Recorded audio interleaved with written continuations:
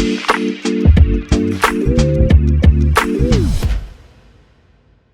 welcome back to the Chase Thomas Podcast, taping this on a Thursday afternoon. Old friend Ty Hildebrandt. I was going to do the he's Ty, I'm Dan, but I can't do it. You are the expert in the intro, Ty. I wish I had your natural charisma when you kick off an episode of The Solid Verbal, because I don't have that in me. It's so clean, it's so good, and I can't do it. I thought about doing a bit. I'm not going to do the bit. I've been doing it a long time. Mm-hmm. And I've, over the course of time, developed that switch where I can flip it on or I can flip it off if I have to. I'm definitely not as enthusiastic all the time as it sounds, but thank you. I appreciate it. It means a lot that you enjoy it. Thank you. Well, I tell folks it's both a positive and a negative to have someone that I like, and I shouldn't say that. Someone that I like listening to, and someone who's also in podcasting, because I listen to you guys. So when I have smart people that I like their work, it's like, oh, I can't listen to this thing. This is a thing for other people. This is so it's like I feel like I'm taking away from something else that I would be listening to later, where I'm like, oh, I like those.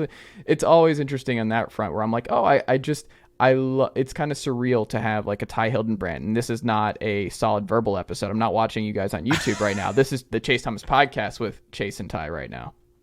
I'm glad to see the check went through. Thank you for all those kind words. Yeah, I'm excited to be back here. We were just talking a little bit off air about how our setups have changed, and we've got dogs that were worried, or either worried or not worried about storming into the room during the recording. So yeah, it's good to catch up. Thank you for the invite coming back on. How's the dog life in the summer? Because you got a big fluff ball like myself. Do you put her in a big pool, like a kiddie pool? We've done that for this dog, where she loves that, loves getting in the water. Like, what do you do to keep your bit? What kind of breed is it again? Like, what is the? Yeah, so we've got a Samoyed, which is, as you said, a big white puffy dog. And I have not tried the doggy pool yet. Okay. My hunch is that I don't know how she'd respond to that. My hunch is that she might just try to drink it. Like, she'd go in there, she'd stand in there. I don't know if she would fully understand what she needs to do to like flop around in it and enjoy it. So my hunch is that she would either drink it or pee in it, one or the other. Okay. Maybe both. Maybe both. Maybe at the same time. Who knows? I guess the MO for us during the summer is we found a good doggy daycare where she can go and run around and get all of her energy out. That's air conditioned and doesn't put her at risk from the summer heat, because big white fluffy dog does not do well outside in like the extreme heat. Like now it's like 100 degrees outside. So she would not do well in that. If you let her go outside, she'll run around outside and then she'll like immediately run back in, because it's just not for her. So but otherwise dog life is good. When it gets cold, she likes it exponentially more than my wife and I. Yeah. So, it's a Pennsylvania seasonal type thing up here, and we have plenty of that. So your 1-year anniversary from quitting the mysterious day job just came up. Is it weird that this is like the Solid Verbal is your full-time gig? Because I always wondered about that when folks who turn their side hustle into their full-time hustle. Like, is there part of you that's like, it was kind of cool juggling both, where it was kind of cool having this side thing that I was just working on in addition to the day job, but now it's everything, and now like you have to kind of recalibrate. You're like, this is it. This is my main thing that gets all of my focus. Has that been weird for you? No, not weird. I wouldn't classify it as weird. I for years now, probably 10 years. I mean, we've been doing the show since '08, but for a good 10 years, I kind of wore my busyness of trying to keep both the day job and essentially the night job with the podcast afloat. And I wore that busyness as like a badge of honor. Like, look how much I could get done in a day. And then eventually I came to a point during the pandemic where I had to pick one, because both things were ramping up. And so it hasn't been weird having the podcast as my sole focus. What has been weird is having enough time that I can actually do the things related to the show that I want to do. That took a while. It still is taking a while to get used to, because if you pour your heart and soul into anything, you find more things that you can do to make it better, to make it flourish, and to just get it to where you feel like it can be. And so having kind of that time, that extra time now that I can put into it, that part is definitely different. But I was already so focused on doing the show, even when I was doing my day job, that no, there's not much of a weird, goofy transition from going day job and podcast to just podcast. I was more than ready for that when the time came. How has your routine changed since you've made the switch? Yeah, I wear t-shirts a lot more frequently. Mm-hmm. My commute is about 15 feet from my bedroom over to the studio. And I'm definitely a lot more healthy now than I was about a year and a month ago, just because I have a little bit more time to focus on not running myself into the ground. My sleep is better. From a lifestyle standpoint, it's been a really good move. From a stress management standpoint, it's been a really good move. So over the long haul, yeah, it's been a pretty big net positive. And it doesn't hurt that I'm working out of my house. I can hang with the pup and have a little bit more time to myself too when the time is right. So yeah, it's been a bit of a change on that front. But prior to taking this step, I was working from home with my mysterious day job. So I kind of feel like the universe worked it out for me and got me ready to take this step, just in having me be at home for like a year and a half before I decided to make the move officially. Is the wife working from home too, or no? Mostly, yeah. Mostly Okay. still at home. So y'all are crossing paths. How is it? Like you're It's just not there bad. all the time? We have separate spaces, you Yeah. know, like I think a lot of people figured out throughout the course of the pandemic. So no, that hasn't been bad. We each kind of go to our respective corners of the house whenever we need to, and it's been good. It's been all Are good. you a coffee shop guy? Do you go and get some work done out, or are you good just working out of the studio all day? I'm good. I'm good here. A lot of people aren't. I've been okay. I think I got myself used to it again just throughout the course of the pandemic. Everybody gets antsy. You got to get out and get some air. But beyond that, no, I don't feel like I need to go out to a coffee shop or anything. I kind of have my setup here, and it works pretty well for me. Are you a black coffee guy, latte guy? What is your morning jolt? I don't really drink that much coffee. I'm more of like a breakfast tea guy. What is that? A breakfast tea? Black tea, basically. Okay. But if the wife is up for some coffee, then I'll drink black coffee. Yeah, we're both black coffee people. There you go. I'm the same way, but I have a firm belief, Ty, that when you go to a coffee shop, the entire point is getting something that you cannot make yourself. And like I make good black coffee at home, but like if I'm at a coffee shop, I'm getting a latte, but I'm also getting almond milk lattes. And people always look at me strange because I think a lot of people just have a negative association with an almond milk latte where it's like you need the dairy in there. And I'm like, no, anti-dairy. In my 30s, it's over. Dairy's out. Like dairy's gone. And like it's so much better. It's a better life. Like the whole milk, everything else, those days are long gone, my friend. Live your best life, man. Live your best life. Do your thing.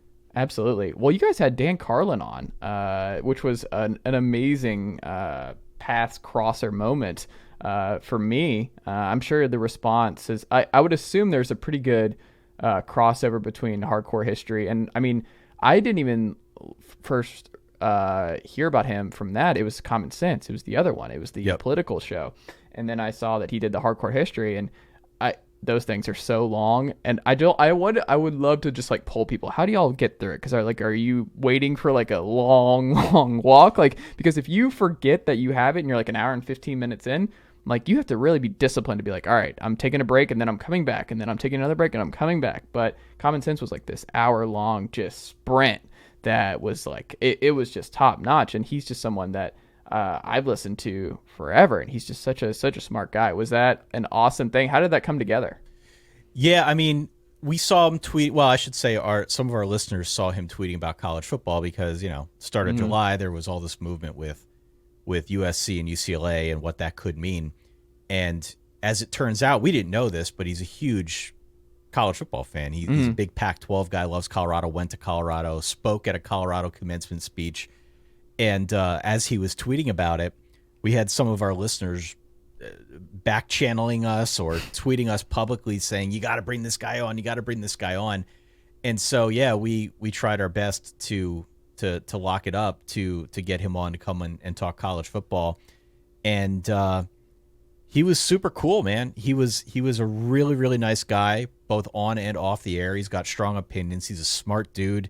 if you've listened to any of his stuff, whether it's hardcore history or common sense, I mean, he does his homework, and he's a great talker. He's a great talker. Otherwise, it wouldn't work out quite as well. So we were able to bring him back on the podcast for the first time, not bring him back, and get his view on where things are going from a conference realignment standpoint, from a college football standpoint. Just pick his brain.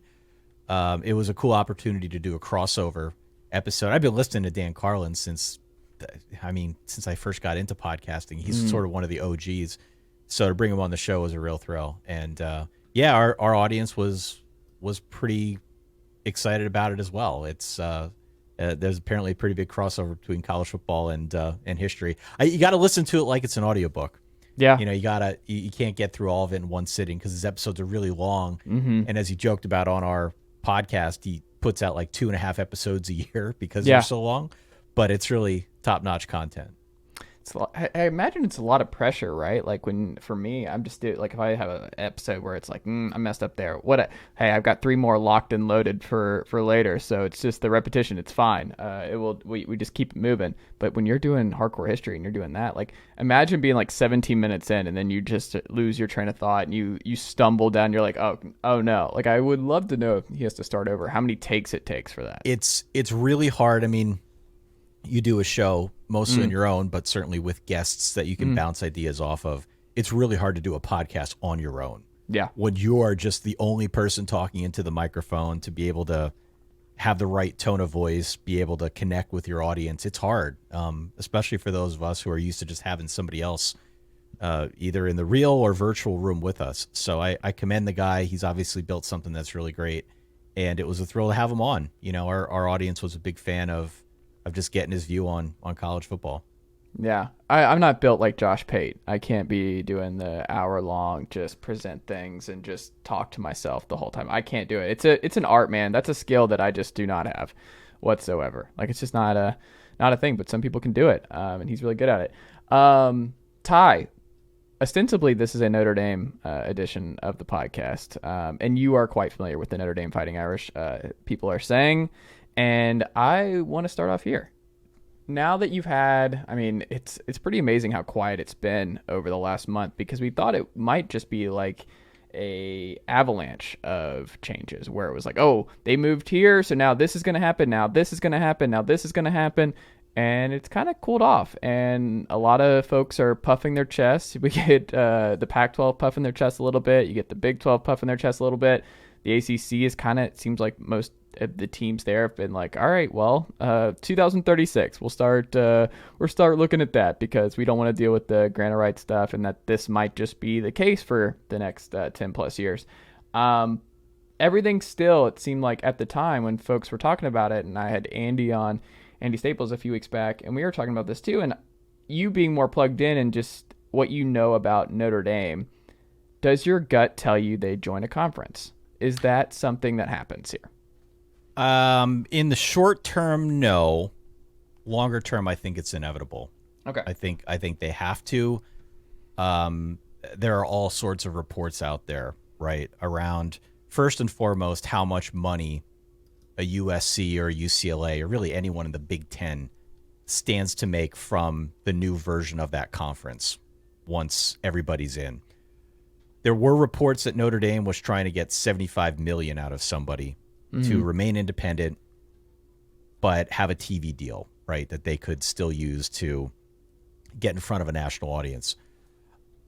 I believe everybody's got a price, and I understand there's an argument to be made that super conferences are potentially going to ruin college football. We can have that argument for another day, but I do think it's going to come to the point where Notre Dame's hand will be forced, that they will have no choice but to join the Big Ten. And that's either by virtue of the money getting so lucrative that they can't say no, or by virtue of some other domino falling, right? The ACC is interesting to me with Florida State and with Clemson and other schools that could, UNC is one that always comes up.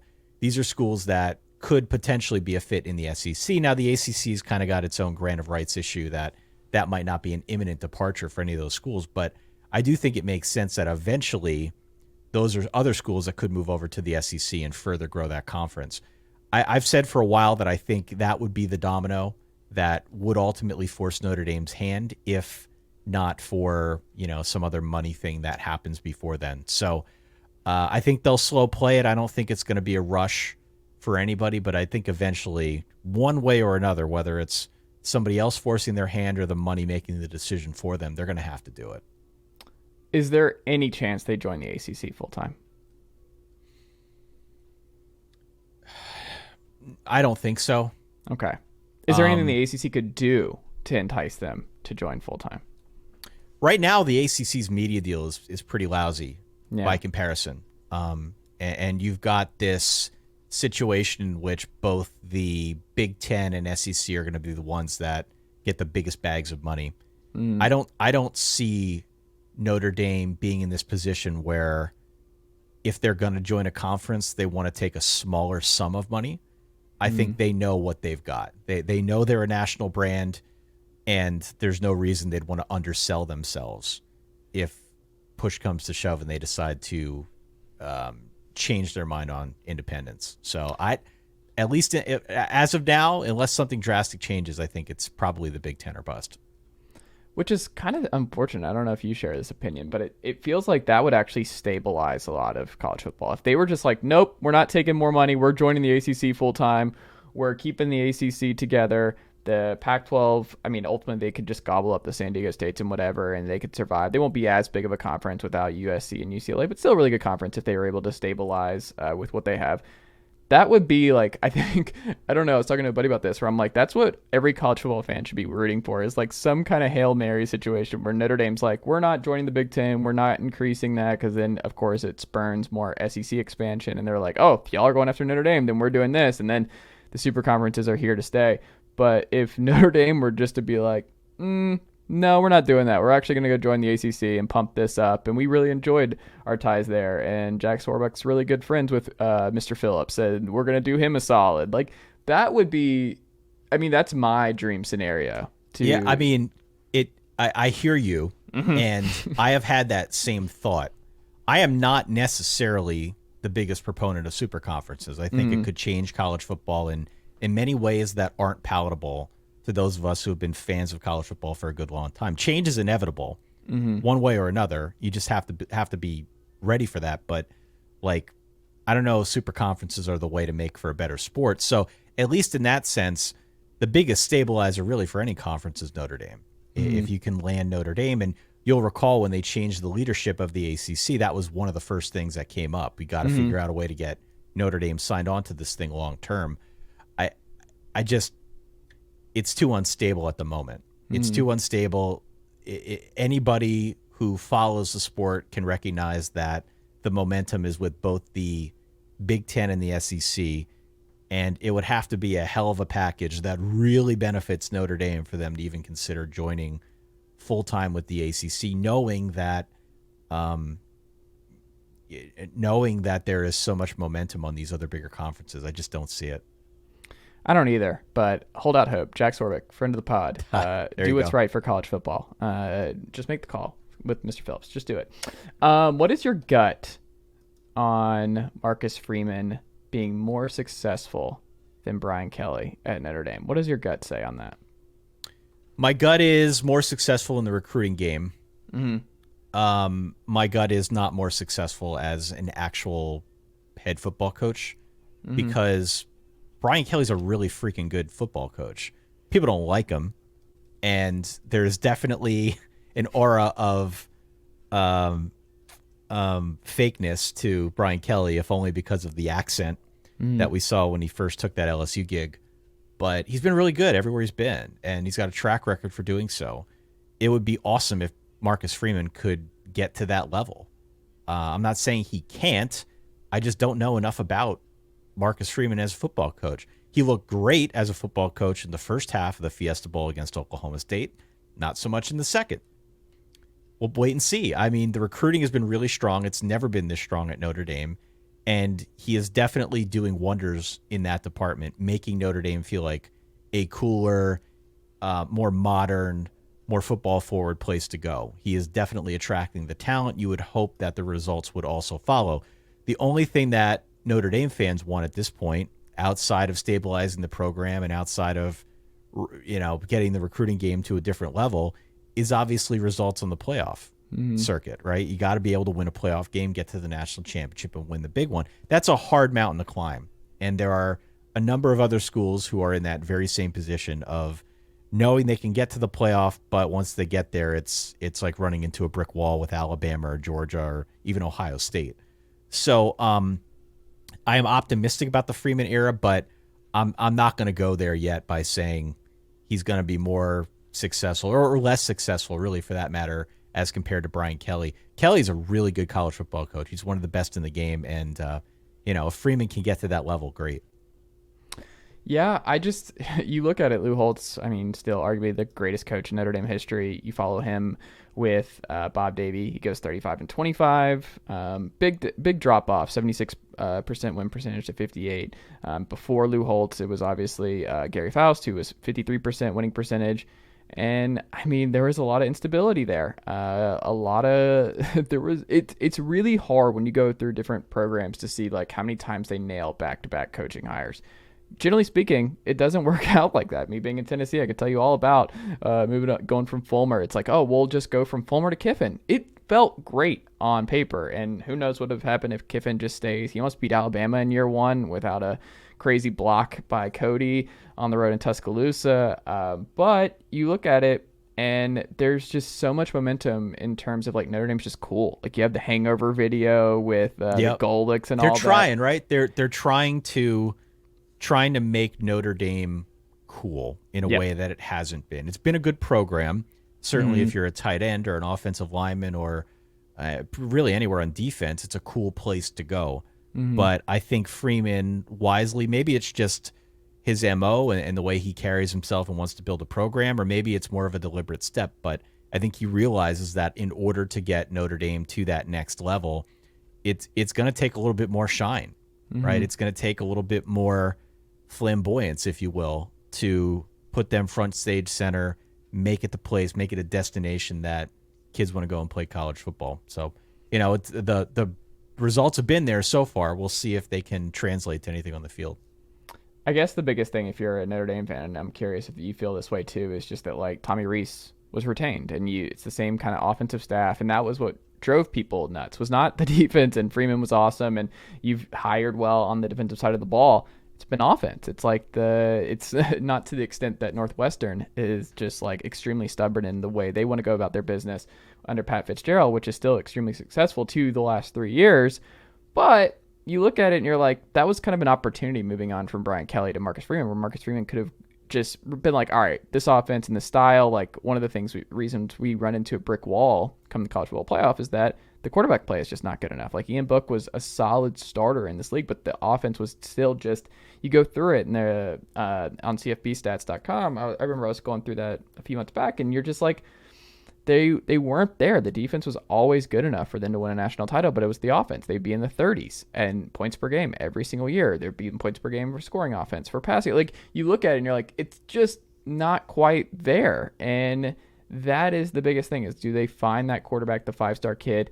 And we'll see what happens there. But ultimately, when you look at the decision to kind of run it back and kind of keep going with the offensive philosophy they've had the last few years, does that concern you at all?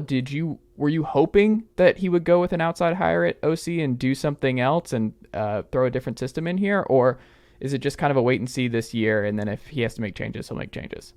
I wanted them to keep Rees a couple years ago. You'll recall Brian Kelly had this decision to make, right? Is he going to keep Rees? Is he going to go a different direction? And there was a lot of pressure to go outside. He kept Tommy Rees, and the kind of the talk within the coaching world is that Tommy Rees is on the fast track to be a big time college coach. Guys like playing for him.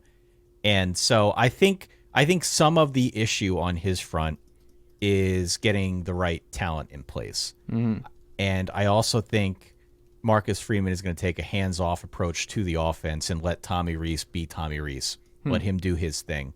And so we'll probably get a better sense for what that offense can do this coming season, given the fact that it's like completely under his control to make the moves and do what he thinks is right. Hopefully now the addition of Marcus Freeman running the recruiting game, bringing big-time talent in, maybe that will give it the added flair that it needs to really get there.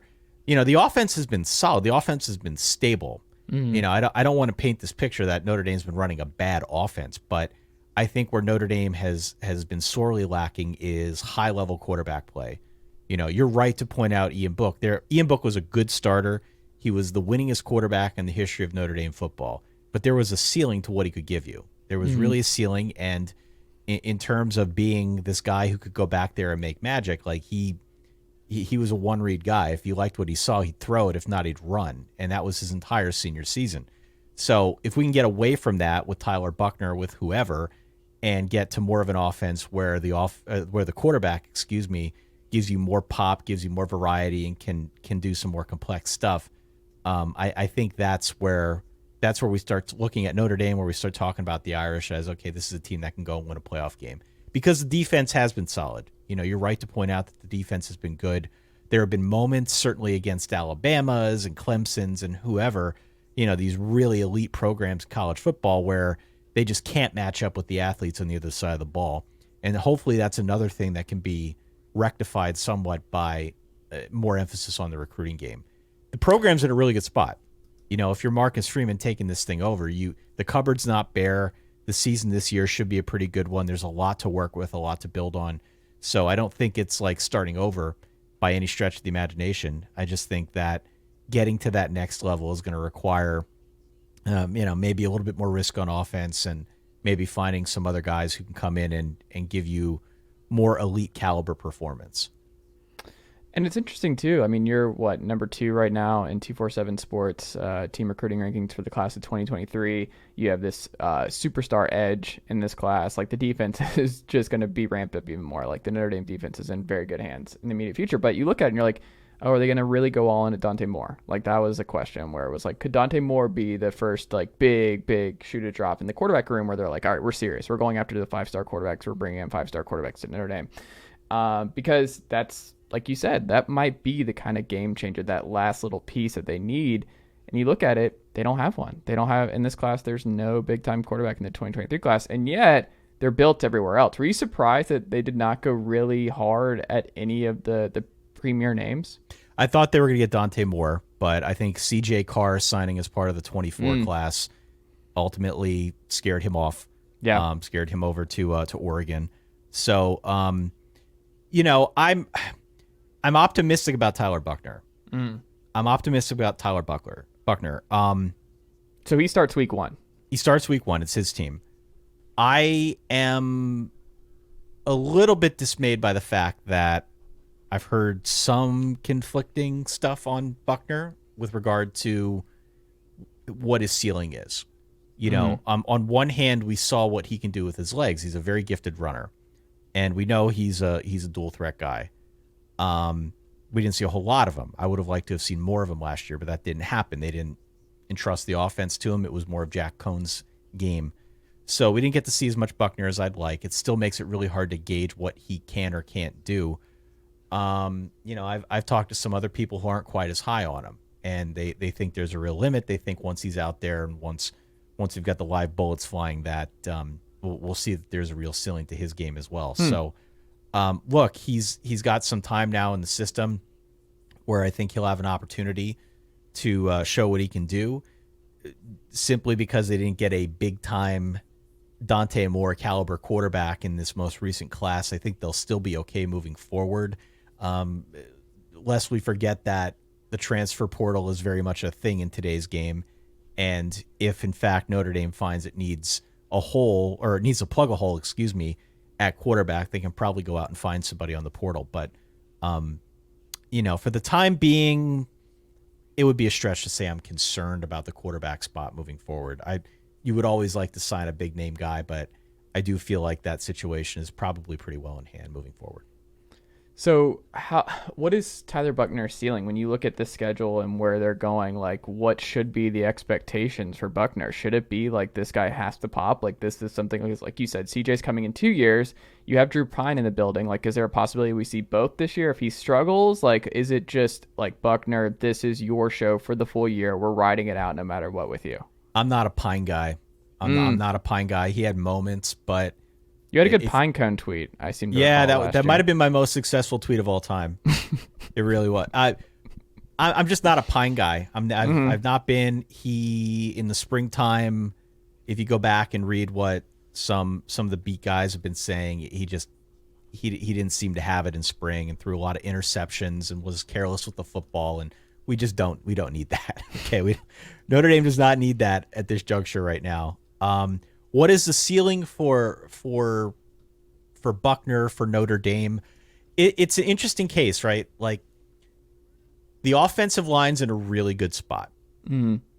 And they also brought back an old offensive line coach that basically built up this pipeline of developing offensive linemen at Notre Dame, getting them into the NFL. So they're going to attract more linemen, I think, simply as a result of that coaching decision to bring him back onto the staff.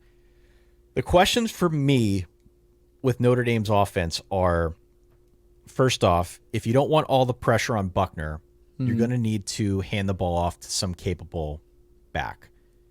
I'm concerned a little bit about that running back position. Kyron Williams went pro. They had another transfer in there that further hits their depth. Logan Diggs, who got some work last year, he hurt his shoulder. He's going to be out for a chunk of the season. Jadarian Price, another freshman who looked awesome in the spring, he popped an Achilles. So they basically got 3 healthy backs. And we're going to see a lot of Chris Tyree. You know, there's some other names in there as well that I think we'll come to know a little bit more this season. But, you know, in terms of taking the pressure off of Buchner with a running game, I think they're kind of thin there. And so that concerns me. Beyond that, like, there are guys out wide that he can throw to. I would like a little bit more certainty there than what I think they currently have. Maybe there will be some younger guys who step up and claim that mantle. We saw a guy like Lorenzo Styles in the Fiesta Bowl have a really big game. There are some other folks on this team who have been around a while who can give them some veteran leadership. But outside of Michael Mayer, who's the all-world everything tight end, who's going to dominate the targets and be probably the focal point of the passing game, you'd like to see some more of a presence out wide that can blow the lid off the defense. So with in the absence of any certainty at running back and wide receiver, I'm just a little bit concerned about how much pressure that puts on Buchner and what that looks like. I trust that Tommy Rees will find some way to balance all that out, but that to me right now is the real question with this offense. It helps to have the line, though. You know, if they didn't have the offensive line to kind of keep him shielded and in a comfortable place, then I think it would be a much, much different conversation. They will ultimately figure it out before the end of the season, and I think they'll be fine. But at least to start week 1 against Ohio State, what the support staff looks like around Buchner is really where I don't know. I'm a little bit concerned. Outside of Keon Keeley, who's your favorite 2023 guy in the Notre Dame class that you're really excited to put on the Golden Dome? Wow. Favorite 2023 guy, and of course there have been like so many names that have popped here and there. Keon Keeley is a big one, right? The edge rusher. I like Drake Bowen, if only because I like the way his name is spelled with like the Drayk, and an Indiana kid who I've read a lot of great things about at the linebacker position. I like that they have been aggressive in bringing over top flight defensive talent, right? With Keeley, with Peyton Bowen, with Drake Bowen. You know, they've done a good. Christian Gray is another name at cornerback, guys that they have pulled over that I think can help them get that defense to the next level. Because again, if they don't have the talent on offense to score a ton of points against an Alabama defense, like anybody does, right? But if they don't have that, they at least need to have a good enough defense that they can give their offense more chances. And I like that that's their frame of mind in the 23 class. Interesting. I like it. Who was a guy who was not a guy last year on this Notre Dame team that you think turns into a guy this year? Yeah.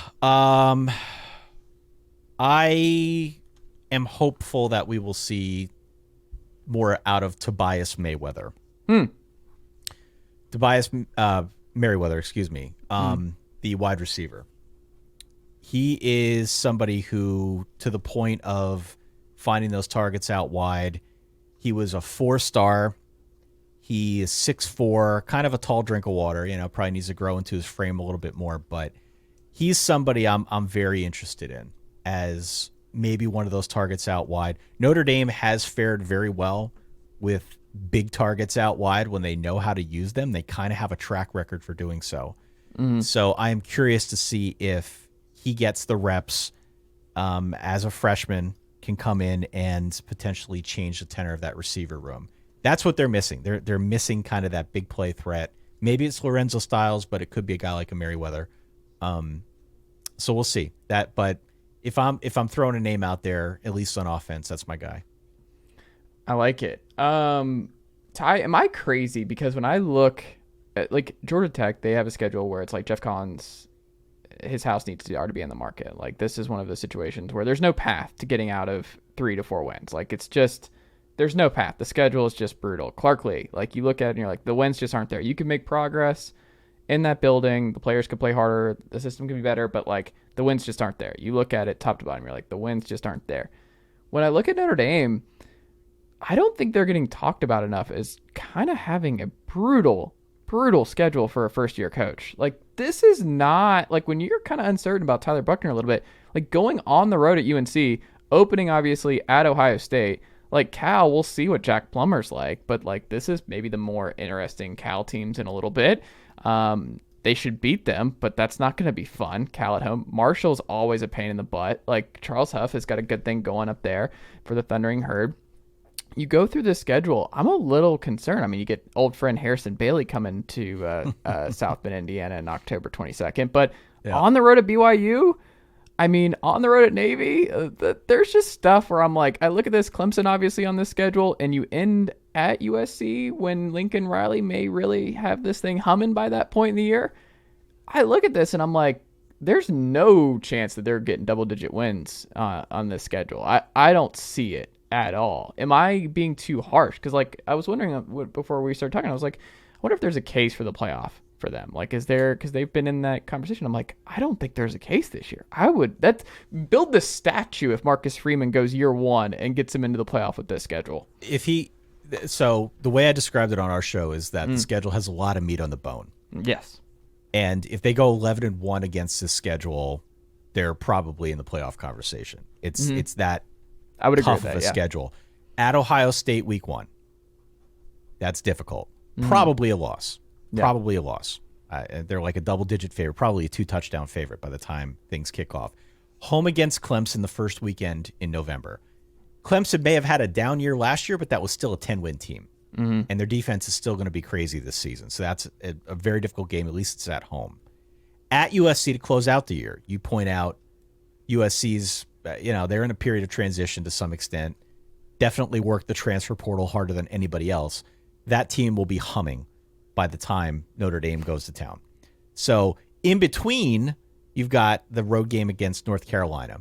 You've got a neutral sider against BYU in Vegas. I think BYU should be pretty decent. They're bringing back a lot of folks. Jaron Hall still in the building. Like that's yeah, gonna be a their tough offense game. should be good. Their offense should be good. You've got a game against Boston College the week before USC, which who knows if there's a bit of a look-ahead factor there. The thing with Notre Dame's schedule is even though it's spaced out pretty well and you don't have any true murderer's rows of games that you need to worry about, like 3 games in a row, that is going to be, the basically the definition of their season. The schedule is a lot. There's a lot here. So, yeah, I'm with you. Like, it would be an incredible first season for Marcus Freeman to rip off even 10 wins against this. And even if they don't make the playoff, go into a nice bowl game, especially with all the uncertainty I think we've got offensively speaking going into 2022. But it's not an easy schedule. I if you hear your friends out there talking about how Notre Dame plays cream puffs, which is always the case. It hasn't been true. Like, it's just not true. That's not a real thing at all. Yeah, I mean, last season there were definite moments on that schedule where it's like, okay, if they go undefeated against this, maybe not the toughest schedule in the world. You can't say that this year. You just can't say that this year. Ohio State's my pick to win the national championship. USC's, I think, at worst, a top 15 team by the end of the year. Clemson is like currently the fourth best, or has the fourth lowest odds to win the national championship, and then a whole host of other teams in there that are dangerous in their own right. So this will be a tester for Marcus Freeman. There's no two ways about it. What's your final prediction on Notre Dame? What do you think the record looks like this fall? I think 9-3. I think 9-3. I think I saw the over/under at 8.5. I'd be inclined to go over on that one. Don't hate me, Ty, but I'm going under. No, I get it. I get it. I still think it's a good team, and whenever your starting point is having a really good offensive line or a really good defensive line, that puts you in a good spot. So I think it just in and of itself that puts them out in front of probably, I'm looking at the schedule here, most of the teams on this schedule outside of maybe USC, outside of Ohio State, outside of Clemson. I feel good about their odds simply because their starting point is from a place of, I think, relative stability. But you got to score points. And you got to figure that this isn't going to be a rock solid team from day one with a new coach and new guys running the offense and moving guys around in the secondary and whatnot. So there will probably be a game along the way that they drop. I don't know what game that will be outside of Ohio State. I could see him beating a team like a USC, but Clemson with their defense, even going on the road against a team like Syracuse, playing in the Dome a week before the Clemson game, that, I don't know, seems like the kind of season where Notre Dame does pretty well. They beat USC and lose to Boston College the week before. Something like they lose a dumb one. Yeah. Something like that along the way. I mean, that's still pretty good. I think that's where you want to be. I think worst case scenario, you want 8-4 for year one with Freeman and this talent. And I think you're fine with this class and where they're going to finish. Like, you're in the blue chip ratio. You got the guys. The recruiting should be better. And you got a lot of talent coming in that building. So I think a lot of reason for optimism in South Bend, Ty.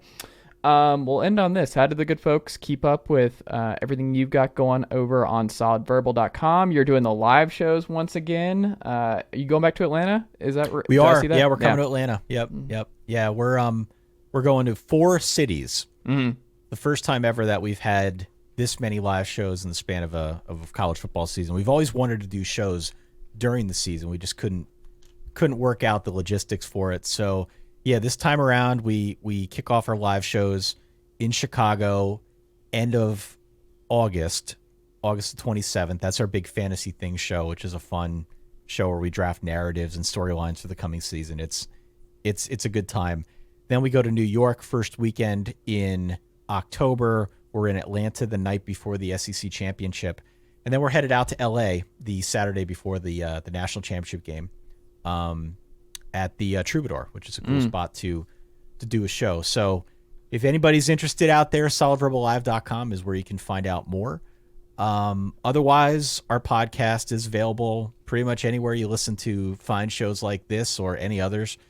You can always check out our website, solidverbal.com, or visit our YouTube channel. We're posting stuff out there as well. So just run a Google on the Solid Verbal and our stuff will hopefully come up. Yeah, I mean, you got verballers.com for the Patreon, that too. You got a lot of stuff cooking, Ty, that you're able to do. We are busy. We are staying very busy, yeah. I like it. Ty Hildebrandt, this has been so much fun. I greatly appreciate you making the time, sir. Hope nothing worse for the New York Yankees as the Braves try and get it out. Maybe we'll get a Yankees-Braves World Series this year. Maybe we'll see. We'll see. It could happen. I'm about it. Ty, be well, my friend, and we'll have to check back in again soon. Thanks, man. Take care, Chase.